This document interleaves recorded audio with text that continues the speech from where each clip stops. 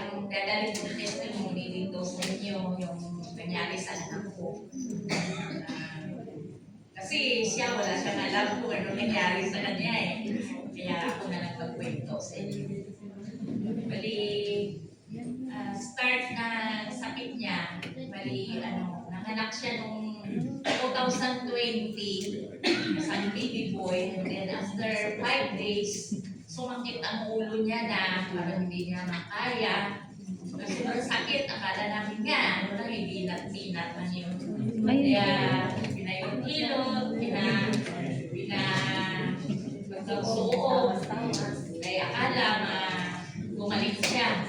Pero after isang pag-ilot sa kanya, gabi, madaling araw, tinakbo na namin sa hospital dahil bumubura na yung bibig niya. Akala ko naman kasi time na yun ng pandemic.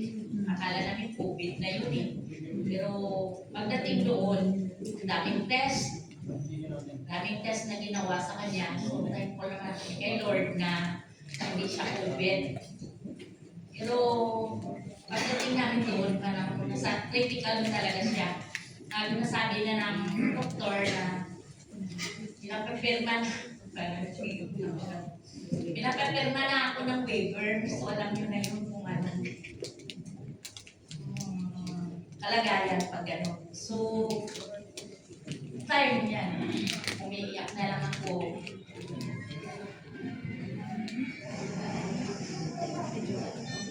Umiiyak na lang ako dyan.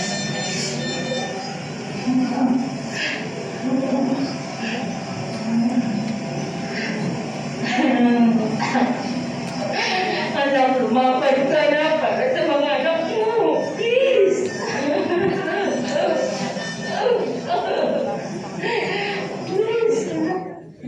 So, sa ganyang pangyayari, ang nagagawa ko lang doon, pray na lang, umiyak dahil sa sinabi ng doktor na sa critical na sobra yung anak ko.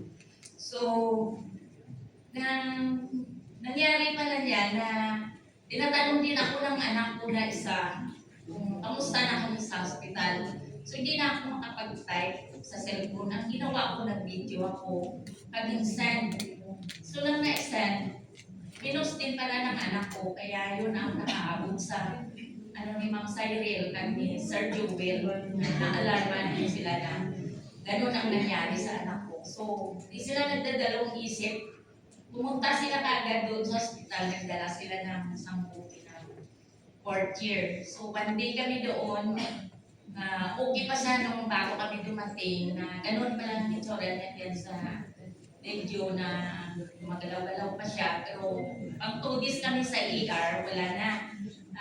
Parang tulog na lang siya kasi umatos na siya.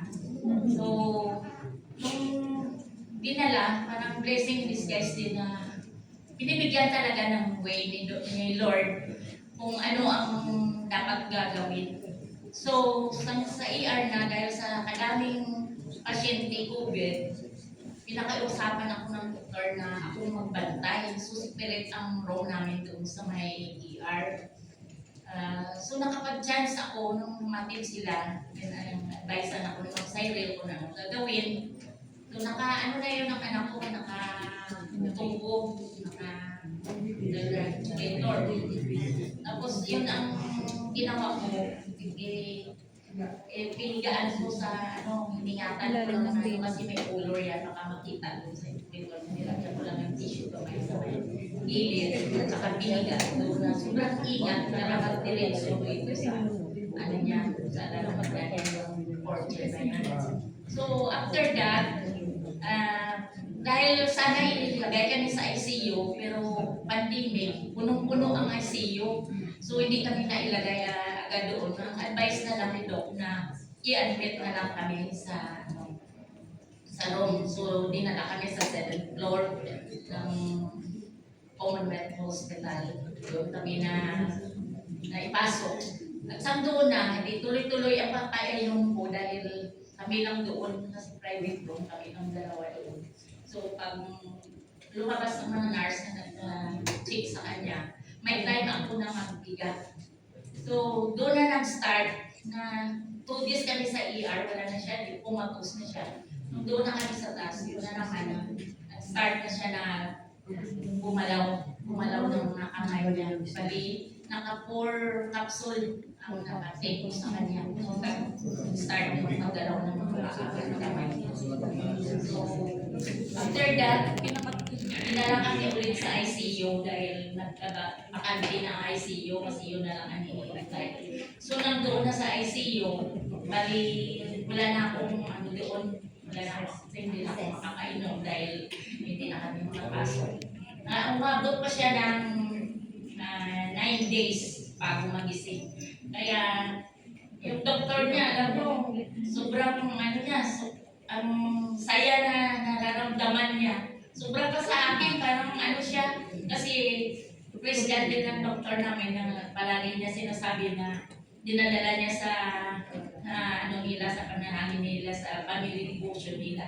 Pinapadala niya panalangin. Kaya nung lumabas siya na ang saya-saya niya, sabi niya sa akin, answered prayer na tayo, nakagising na yung pasyente ko, sabi niya gano'n. 9 days siya bago makagising. Pero sabi niya, may problema pa tayo, isa pa tayong problema. Dalasinyas na lang na gano'n. Kaya ang isip ko na naka-recover ang anak ko pero baliw. Kaya doon na kami sa taas, dinala na naman kami ulit doon sa room.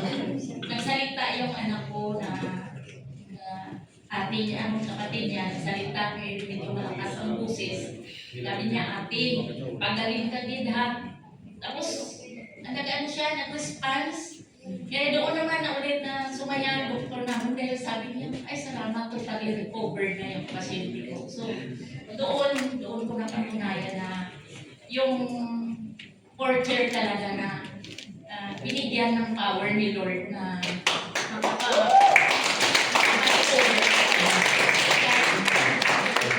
ay si doktor nagsasabi na amazing. Pagka dyan pa sa tarong, masabi na na siya na amazing ka. Hindi sila makapaniwala na mabuhay na. Ayun, nandiyan na siya. Apil na sa Puro boy. Yun ang dahilan na umahapon-hapon sa sana. Pero muntikan pa siya. 26, kasi 2020 siya naman. 26 years old na naman. 2020? 6. Ano? 10 years old ngayon. Ano ko lang pala sa inyo, no?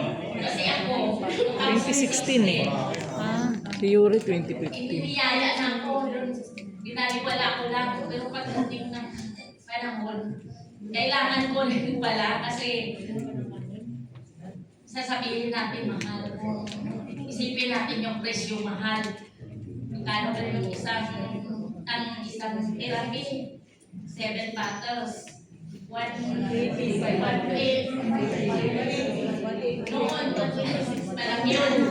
Di ba? Na ano, no? 126 pa lang yun. Ang therapy na yun. Pero alam nyo, nagastos namin ng 18 days lang. Yun, ang 7 bottles na yun. Ano na yun? 7 months. Hindi pa ako pumili. Pero sa nangyari sa anak ko, in 18 days, may 1 milyon kaya. So yan ang pinakamalungkot na hindi ako sumama. So, sana. Ganyan. Yes.